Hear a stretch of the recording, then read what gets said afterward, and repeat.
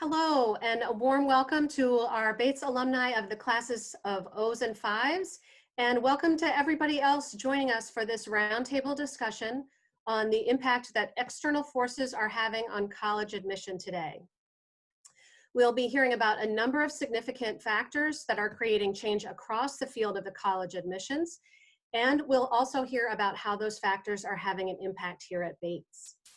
My name is Emily Levine. I'm the Director of Parent Giving and Engagement here at Bates, and it's my pleasure to get to know so many Bates families once they and their students have come through the admission process. So before we get started, just a few logistical items to share with you. Our program will run approximately 45 minutes in length today.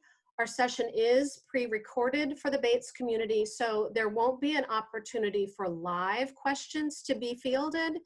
That said, if you do have questions, please feel free to email them to us.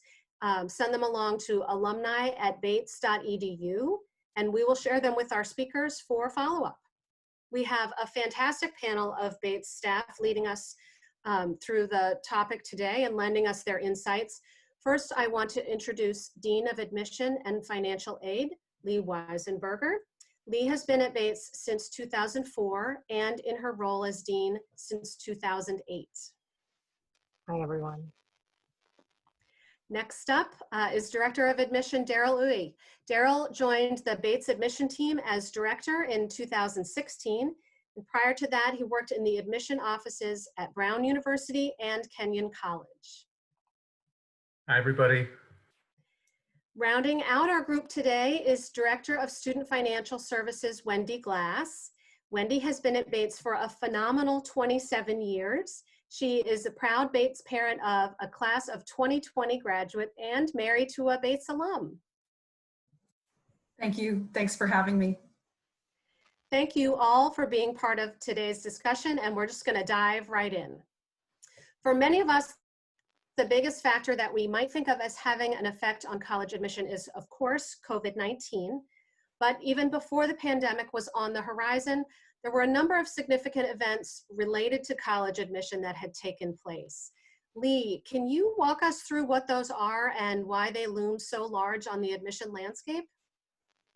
Absolutely, Emily, and thank you again for having me. And certainly, Darryl, Wendy, and I are thrilled to be with all of you. Certainly wish it was in person, but I'm thrilled nonetheless to engage with you in this format. So yes, we are swimming in the world that is COVID-19, but when we think back to, I'd say 18 months ago or thereabouts, there were already many question marks on the horizon for how we were to navigate what has been quote unquote traditional college admission. So many of you are probably aware of what got the most media coverage, which was then termed as varsity blues. And so that happened back in March of 2019, where there were a series of rather high profile families who had used their wealth to impact or influence what their students' ultimate college admission decision was, and it was tied to athletics. And so many of us in the admission field refer to it as the recruiting scandal, not to point the finger or say that it strictly rested as an athletics challenge, but we were watching that play out and thinking about our colleagues who are the other real active recruiters on campus in athletics. And so that was looming as we looked ahead to what has been this current admission cycle. I can say proudly, looking back, we went through a really thorough audit process at that time, again, with our colleagues in athletics, and we're pleased and relieved to find that there was no wrongdoing whatsoever in our work in Bates admission, which was calming, but certainly took a lot of time over the course of last spring and through the summer to just tighten up our processes, tighten up our systems, tighten up our communications so that it was really clear in terms of messaging to families, messaging to students that all admission decisions are rendered by the Office of Admission, even if you are a recruited student athlete. So that was Varsity Blues, which feels like eons ago, but certainly influenced our work for this coming admission cycle and will forever be in the back of our minds, I would argue.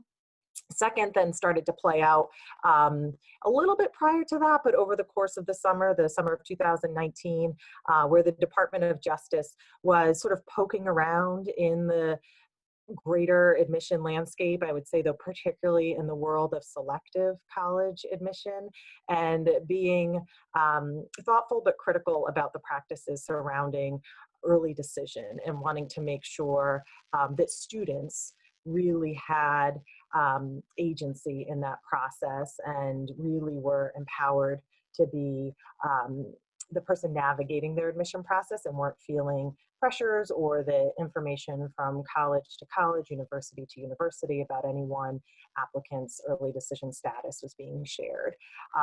So we were again in a fine position there at Bates, but it definitely placed some strain and sort of big question marks around what has been our known practices of early decision and sort of what is the stickiness of that contract as we look ahead, and can we hold a student to that early decision contract, which I should say is it's a binding process at Bates. We offer strictly early decision where they sign, again, a contract, if admitted, I will come. So that played out through that summer.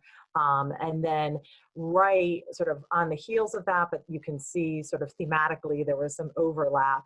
NACAC, which is our in admission national assembly, national organization that really stands for National Association for College Admission Counseling. And while the DOJ, again, the Department of Justice, was investigating specific institutions, they were also taking a close look at NACAC, where NACAC has been sort of the be-all and end-all in terms of best practices and really provides the guidelines for how we ethically navigate our work in college admission. So there was pressure on NACAC to remove what we would argue were three very essential clauses within the Code of Ethics and Professional Best Practices that gave institutions confidence with how they went about recruiting students, particularly when it comes to early decision. And so the three clauses that have now been removed from this Code of Ethics and Professional Best Practices now permit colleges to provide incentives to students who are applying early decision. I will say we are not partaking in any such activity at Bates, but it could be an institution saying, if you apply early decision and are admitted, we're going to provide you preferential housing.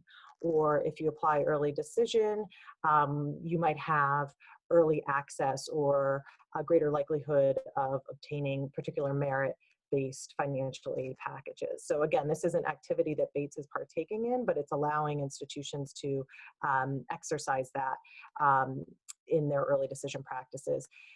Another Code of Ethics or element within the Code of Ethics that was removed now allows colleges to actively recruit students who have enrolled at another institution. So it gives the campus, as we think about building a very intentional living and learning community, it gives that campus community a little bit of, again, a question mark around it. So we have these first years on campus, but are they sort of 1 foot in, 1 foot out? Are they still shopping? Are other colleges looking to recruit them away from us? And then tied to that, colleges also now can actively recruit transfer students, which was something prior to these shifts in our Code of Ethics we were not allowed to do. So I say all this to say COVID is significant, and we will certainly talk about how COVID-19 has impacted our work in both admission and student financial services.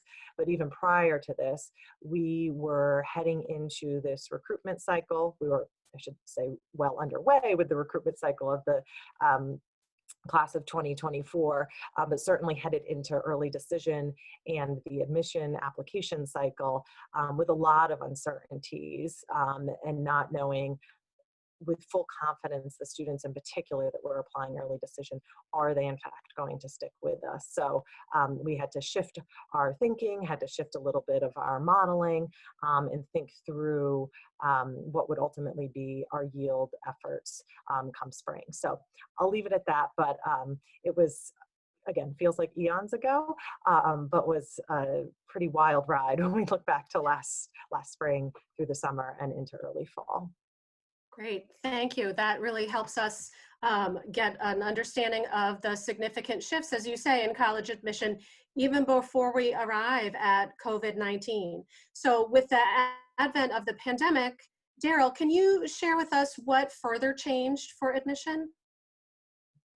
Sure, happy to, Emily.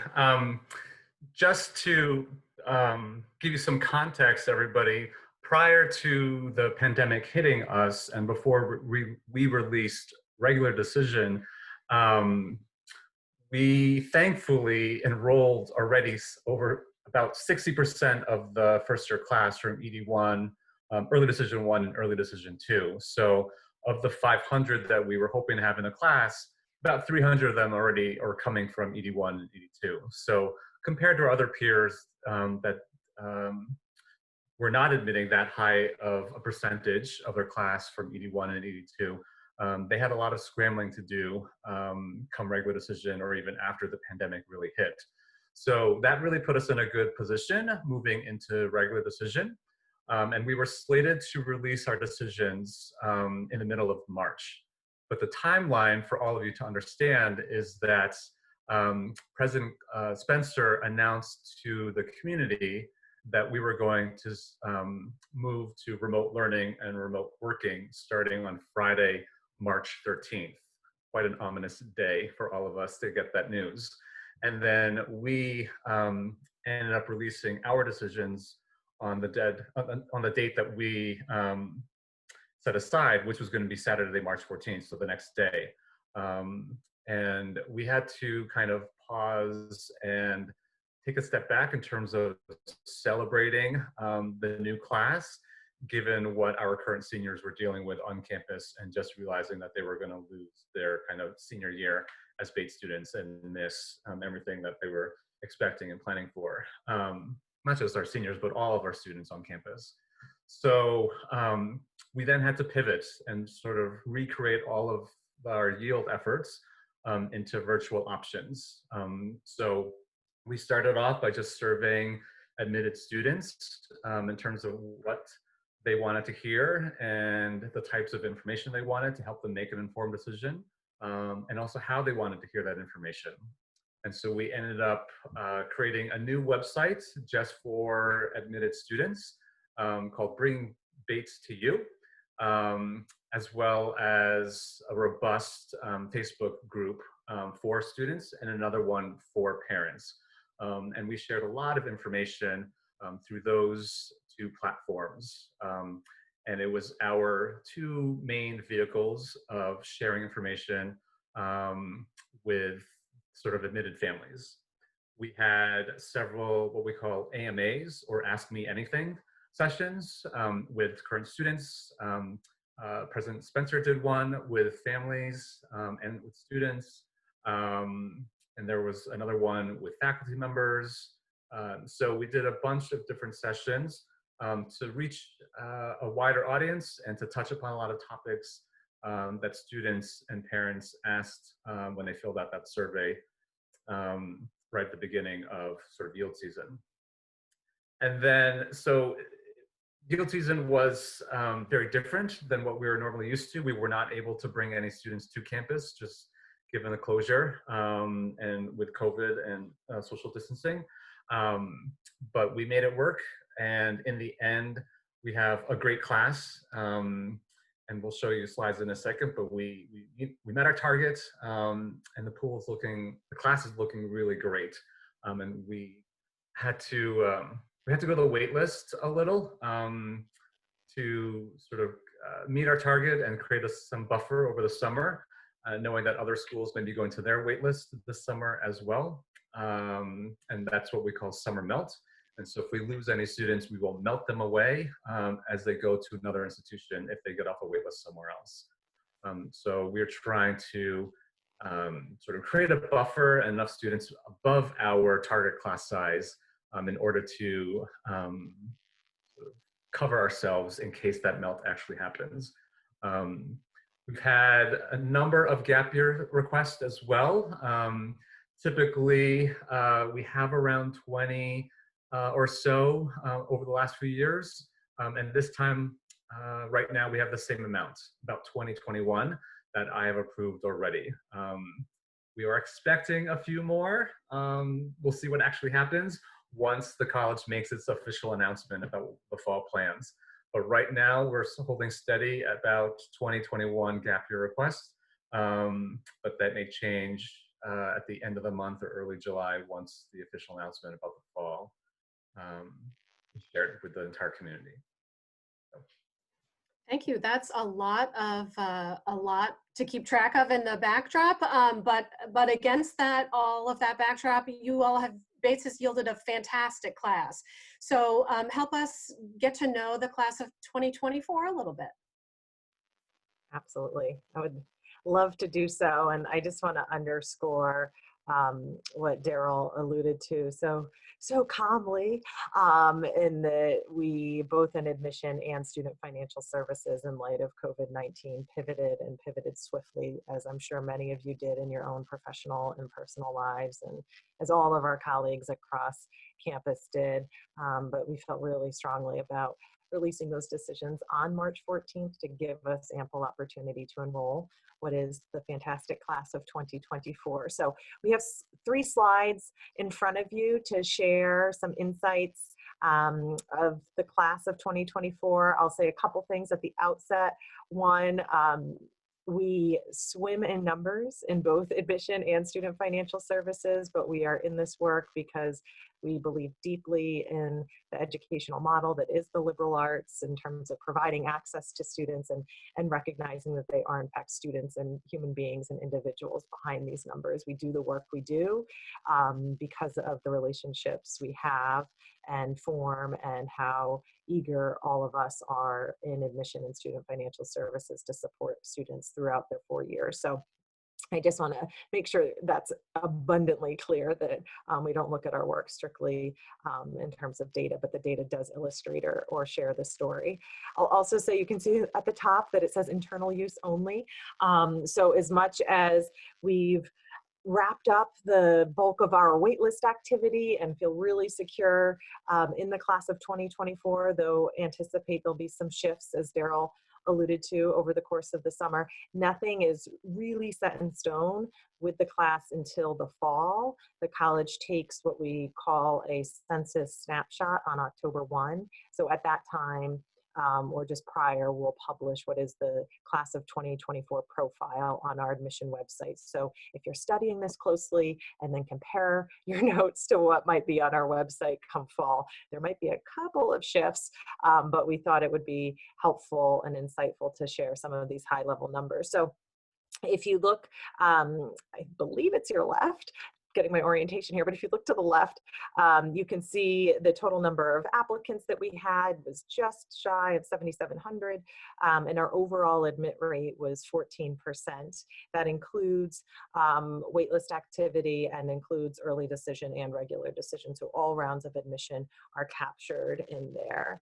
As of right now, we have 518 students enrolled in the first year class. Our target every year is 500 students or thereabouts. So this year specifically, we're hoping to land at 505. So I'm sharing some incredible precision with you here, but our goal is 505 for October 1. So as Darryl again mentioned, we anticipate some summer melt and imagine that'll shift a little bit.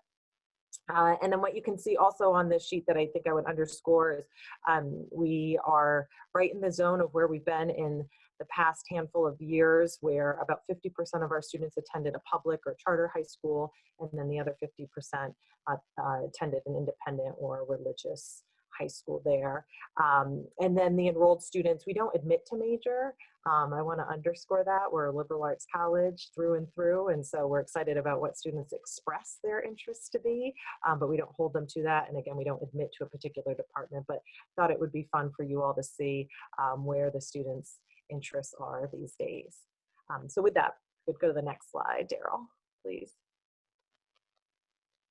So here we get a little bit into more demographics of the student population. And so really thrilled and pleased to report that we have on hand with the class of 2024, the second most diverse class in the history of the college. And it's diverse on many levels. First and foremost, starting with our students who identify as coming from historically underrepresented racial backgrounds, so Indigenous, Black, people of color in that cohort there. So just about 27% of the students identify as students of color. You also can see just to the right of that, the number of students that are non-US citizens. So about 10% of the enrolling class are non-US citizens. And a later slide will show you some of the nations that are represented and the citizenships represented there. Also the number of students that are first generation to college, which is always a goal of ours in terms of providing access to students, languages spoken at home, those that are Pell eligible, and beyond. You can see some of the aided sort of makeup of the aided students. We have a budget this year that is just shy of $10 million to aid the class of 2025, and we're deeply committed, Wendy will talk about this momentarily, to our need-based financial aid program and really wanting to provide families who need the money with the money they need, and we meet 100% of their calculated need and do so all 4 years. So we'll go to the next slide, please. And so here's another point of diversity as we think about the makeup of the class. And this is a real pride point for us in admission and student financial services as we are trying to think long range, not just immediate term with our applicants, but really building a sustainable admission program at the college.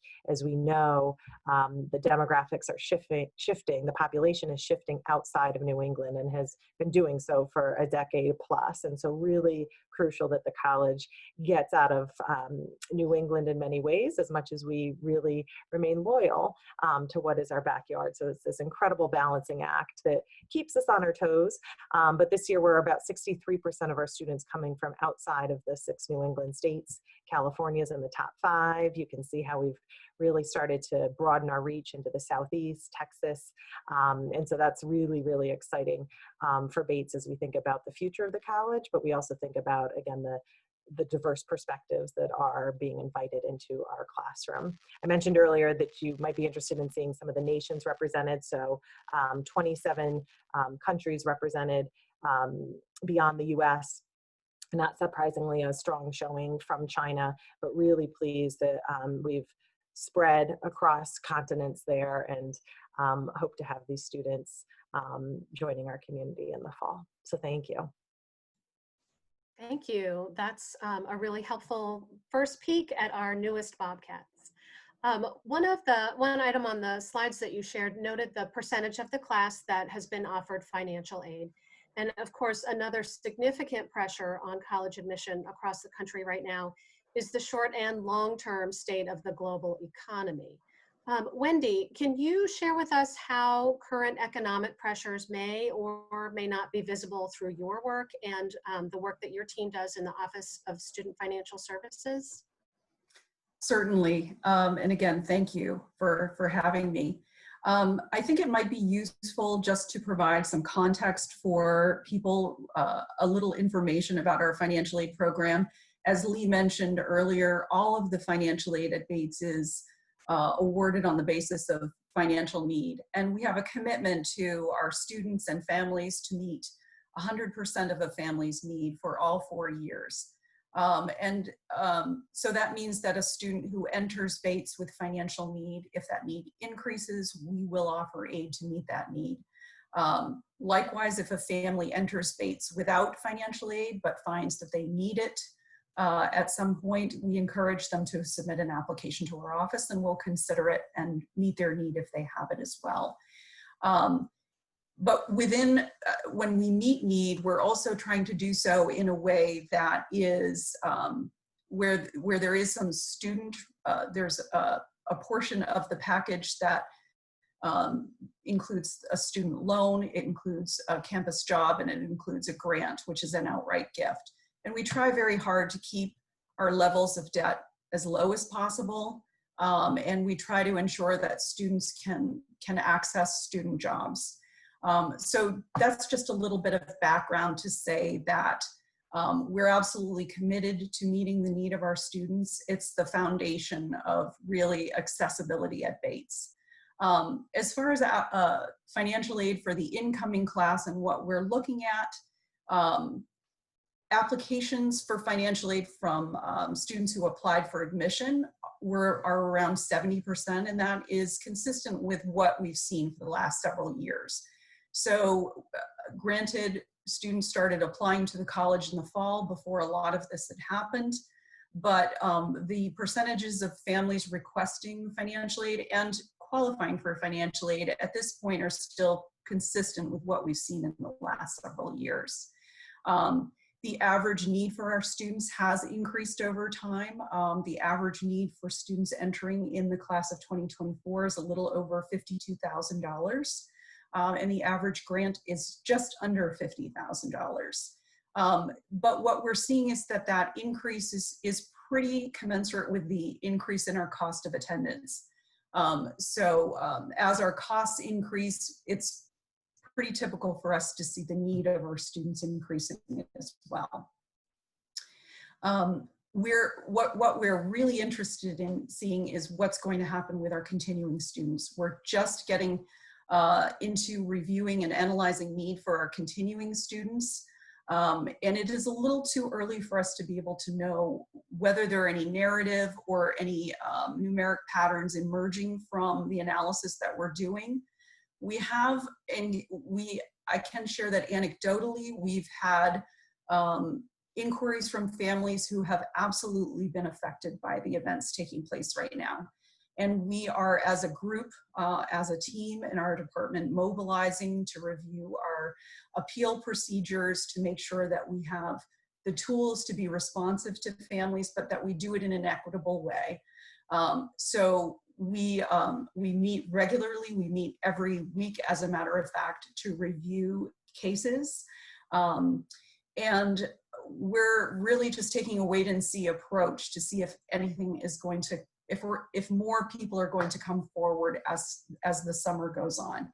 I think that in our world, things are pretty quiet, and then when we send out bills to students and families, that's when it can sometimes become more real, and people may have questions, they may have concerns, and we want people to know that we're there to answer their questions and hopefully allay their concerns.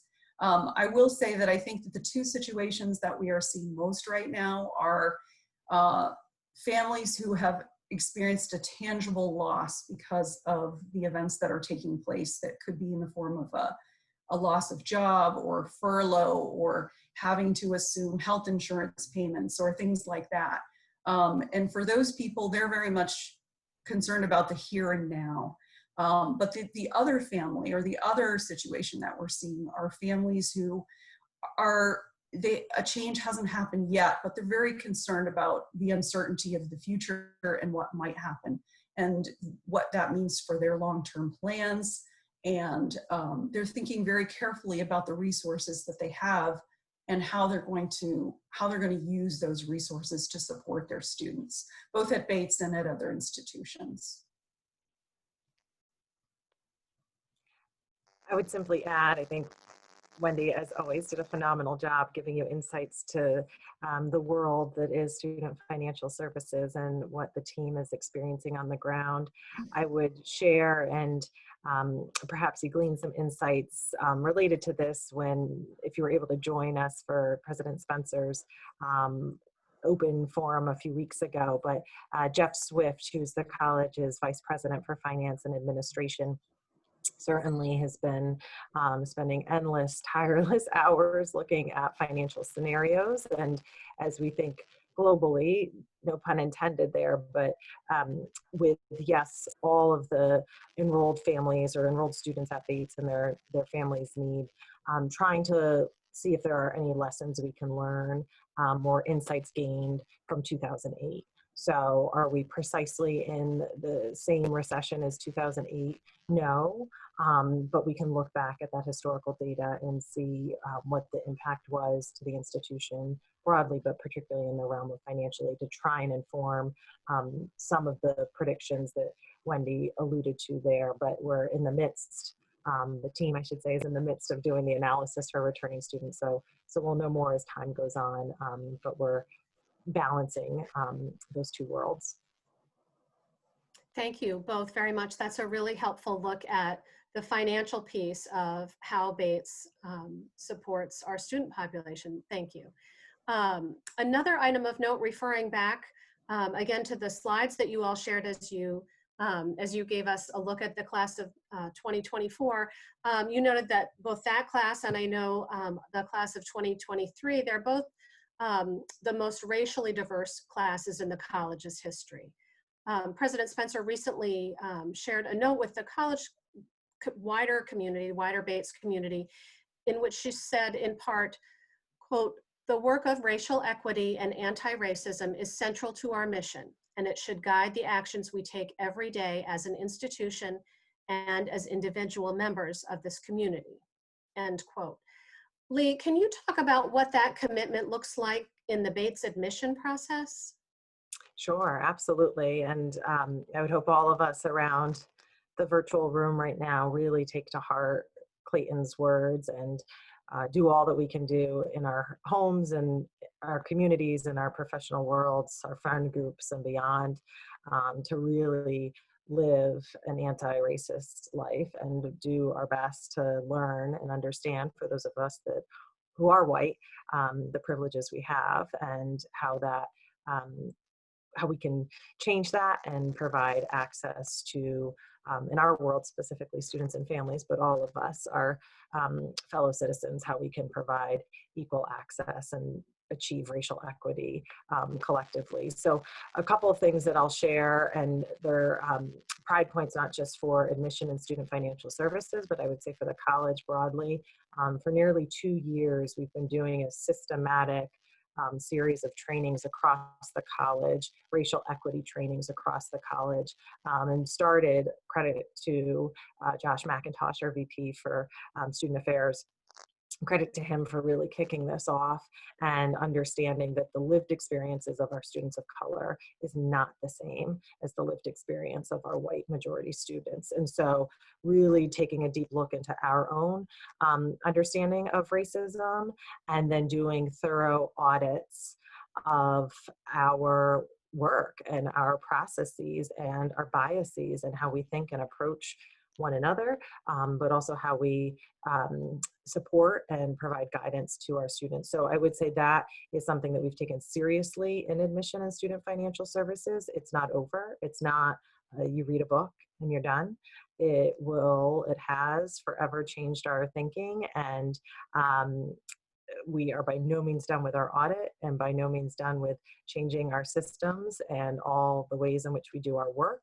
And I don't think we ever will be. And that's what is challenging, but I think also provides an opportunity. So all of that to say, I think many of us that work in admission and student financial services across the country, but particularly at Bates, are deeply committed to providing access and doing so in an inclusive way to higher education. So we wake up and breathe all efforts tied to racial equity, but don't pretend to do it perfectly. I think as alums, one area where hopefully you take a real sense of pride is the fact that Bates really has been a pioneer and will forever be regarded as a leader in the test optional movement.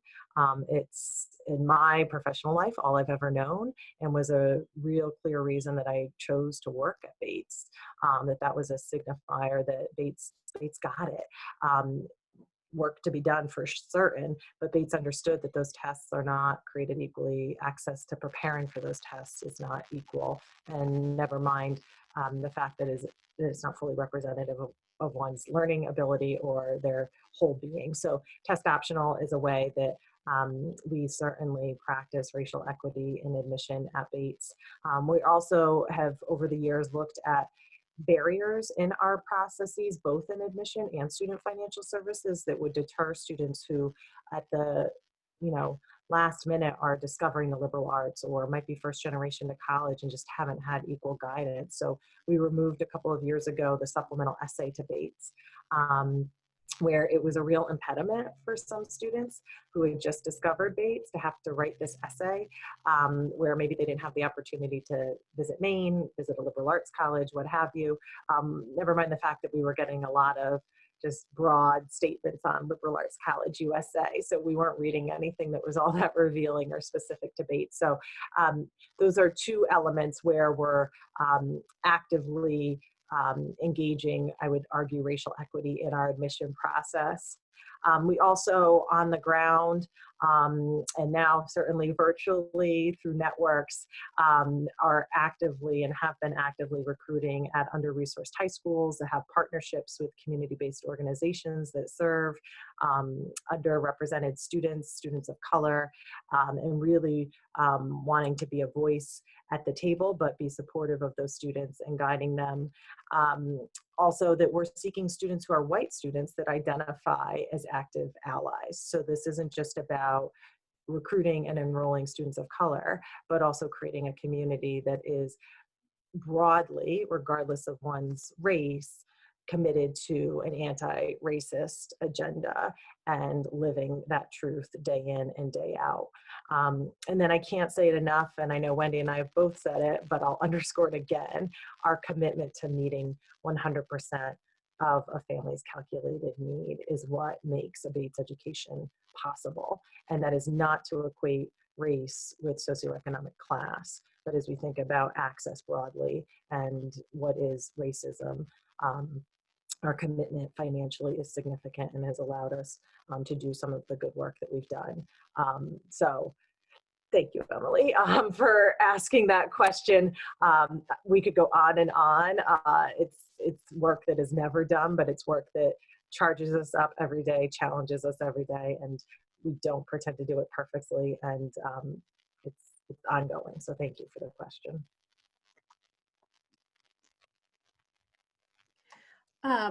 So pivoting back a little bit to COVID-19 and thinking about, Darryl, you described that the impact of that really was in the spring season, particularly in yielding the class rather than in the application and admission piece of that timeline.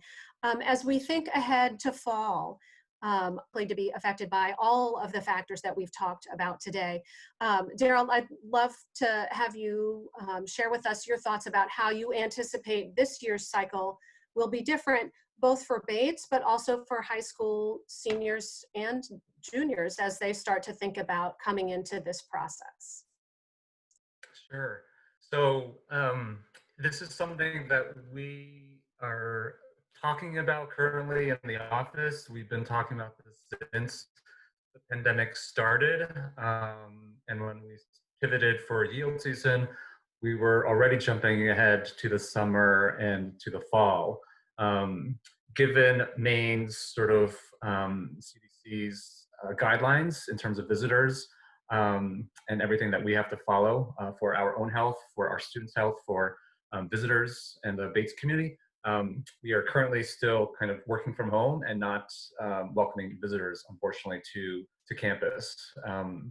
So we'll probably continue this way for most of the summer. Maybe open up come August, and hopefully maybe open up in the fall. But even if we do that, we are expecting that the visits for families will still be quite limited. We doubt, nothing has been set officially, but we doubt that we will do any kind of overnight visit, or we don't think we will be letting families into buildings. We'll still do tours if we ever open up or are on campus, but they may all be outside, unfortunately. And it will be hard, considering that Commons is one of our pride points on campus and for the tour. But it's sad to say that families who are visiting, unfortunately, probably will not be able to eat and try the great food in Commons when they come visit. So these are just things that we have to work through, but we will sort of transition into more virtual options. So some of the things that we're doing now, we will most likely continue, even if we go back to in-person work. So things like virtual information session, virtual interviews, which we'll be offering later this summer. All of these things will probably continue as well. In a sense, it's allowed us to reach a wider range of students and families across the country and around the world that just don't have the opportunity to come to campus. So in the end, COVID has actually helped us become better admissions officers and better recruiters, and provide more access that we all have been talking about. So that's at least some silver lining in all of this that we appreciate. The other thing to think about is a lot of juniors and counselors and parents are all worried about the fact that test centers and SATs and ACTs are being canceled each month, and how will students take these tests that are required for college admission. As Leigh mentioned, we are test optional. We have been test optional for 35 years. So as one of the pioneers in this movement, it's a pride point for us as well. And we're able to continue recruiting and yielding an amazing class with or without testing. So our only worry is that now all these other schools around the country have become test optional, creating a more competitive landscape of test optional schools. So the good thing is that we have the practice, we have the understanding of what it means to be test optional in the admissions process. So that's a leg up compared to our other peers that are just learning how to do it this year. So those are some of the changes that we'll have to think about, or that we are thinking about right now as we move forward for the summer and for the fall. But thanks for the question. Thank you. So the last question I want to ask today, especially given our audience, we all know how passionate the Bates alumni are about spreading the word about Bates and about the future viability of the college and of the Bates community. What would you suggest that dedicated alumni might do to support the Bates admission efforts? Sure. I can take that one, Emily, and I imagine there are many already alumni and admission volunteers with us today, so thank you for joining us, and we appreciate the many ways in which you've contributed to helping us recruit the great classes at Bates over the years. So your dedication as an alumni and admission, or AIA volunteer, as we refer to you all as, is greatly appreciated, and we thank you for that. For those that aren't members of AIA, we'd love to have you join the ranks, and you can just simply email us at aia@bates.edu, excuse me, or do a search on the website, the Bates website, for alumni and admission to join us there.